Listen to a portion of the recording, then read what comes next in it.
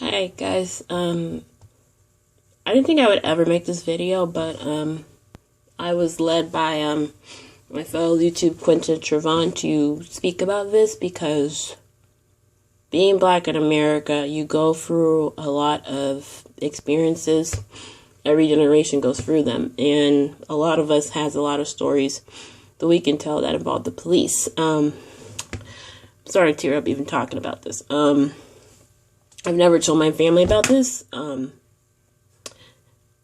and I've only shared a little bit of it on Instagram at one point.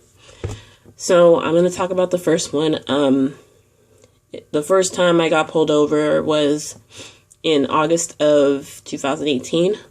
Me and my roommate Ashley at the time, we were going out to meet our other roommate Aubrey to basically go to the bar and meet up with her and her boyfriend, but we wanted to go and get something to eat first. So we decided to go to my car.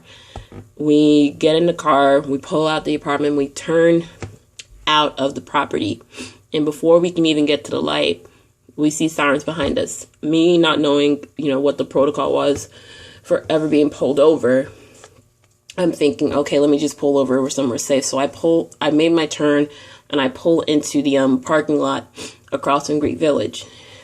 I put in park. 2 officers knock on my windows.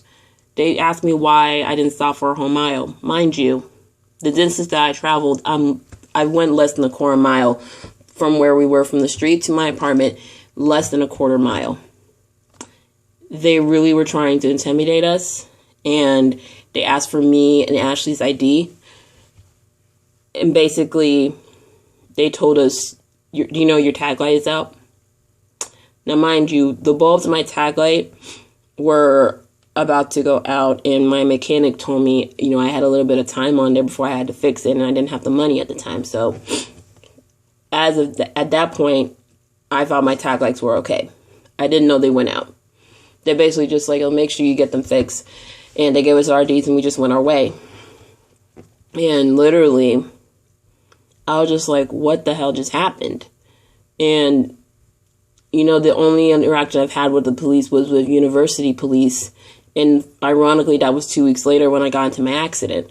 And university police, they're less aggressive and honestly more, I don't know if it was because it was like a traffic accident. It was in a parking lot, but they're a lot more considerate because we're students.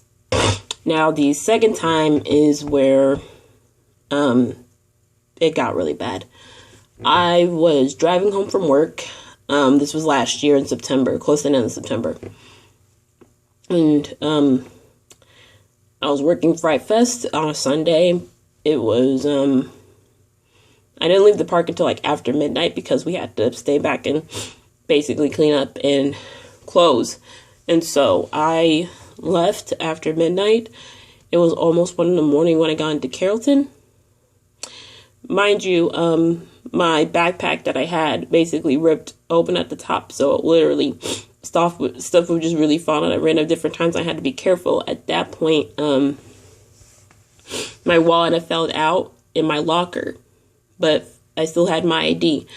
So I'm literally on my way home. And mind you, my car is already having trouble as it is. The check engine light is on. I'm just like, well, this is just great. Let me just try to take the shortcut home and then just leave. And maybe just check to see what's going on with the car. Let me pull over to McDonald's and just see what's going on. And so I go there, and I decided to turn left, pull over at McDonald's, and just see what's wrong with it, instead of just doing it at the apartment.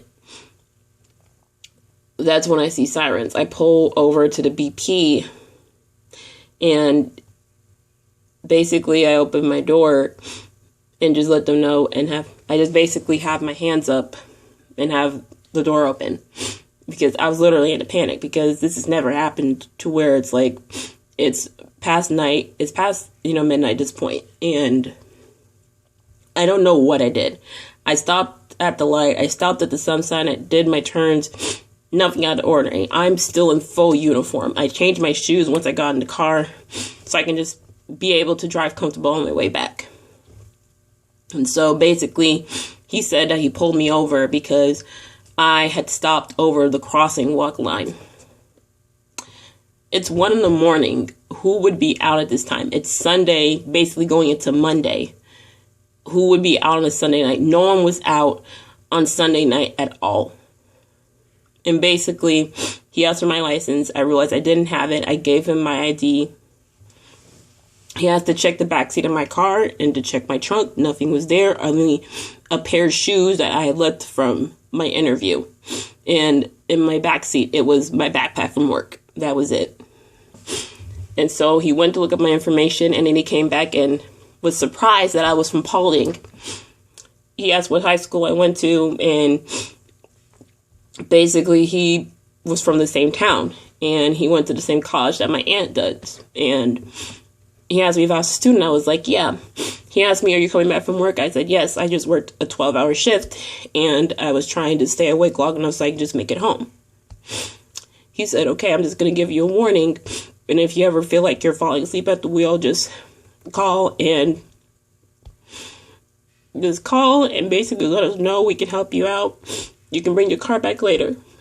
You can park your car and then just bring it back later. In fact, I'm still crying over this after 8 months. It says how traumatized I was, because after that, I got home. I went to the apartment. I got in my room and I just cried. Because that could have turned out so different. That could have taken such a left turn, and I just thought about my family.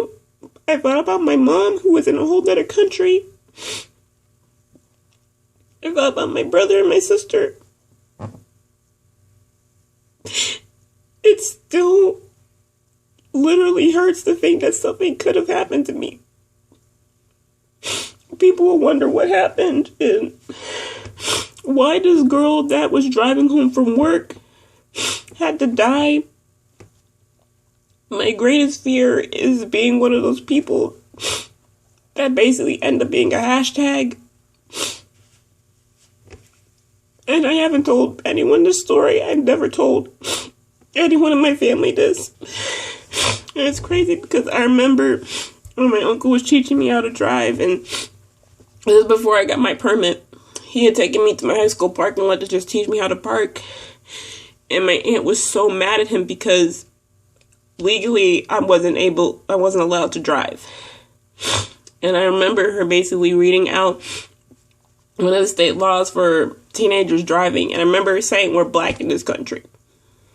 And I remember driving with him, and the sheriff was behind us, and I was driving back to school. This before I had the car. And, he would tell me, Simone, why are you shaking? You didn't do anything wrong. And it makes me think back to when the cop had me outside my car, and he asked me, why are you shaking? Why are y'all shaking up? Because I am a black woman. It is the dead of night, and I'm alone with an officer, and I don't know if I'm going to become a statistic or I'm going to get to go home. I was 1 mile from my apartment, and something could have happened to me. And people wonder why we are always up in arms in police brutality. Because it happens to people who are just living. People who are just living their life. And when I watched Quentin tell his story of what happened to him, and this just happened recently, it reminded me of that night. And it reminded me how literally going outside, you literally just pray that you get to go back home. You could be going to work, going to school, or the grocery store.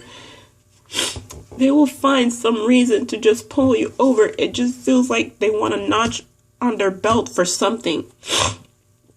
I remember the first year in my apartment, I would go to the grocery store on Sunday, just get to like a loofah or soap or something I needed to cook that day or something at random.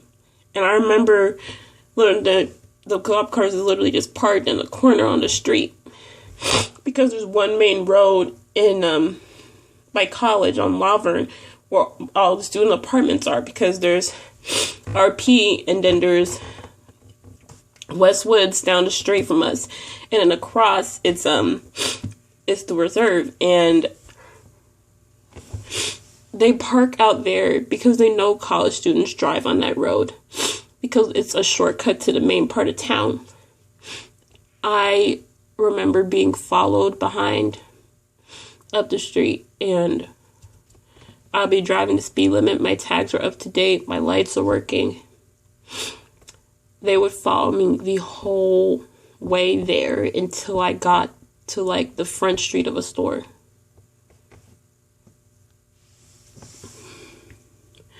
And if you're non-black, you're probably saying, this is so unfair. This is the America that I live in. This is the America that we as black and brown people live in. I always say there are two Americas, and this is part of it, sadly. So I hope this speaks something to somebody, that this is helpful to someone who's been through this, and know that you're not the only one. I'm working through it. You know, even though it's been 8 months, I'm working through it. I become more vocal when it comes to things like this, and I'm not gonna let it intimidate me to where I don't feel like going outside again, because I'm aware that my skin is going to be something that no one's going to take, that someone's not going to take a liking to. Oh God, that's literally the most I ever cried in a video, but I just hope this helps somebody.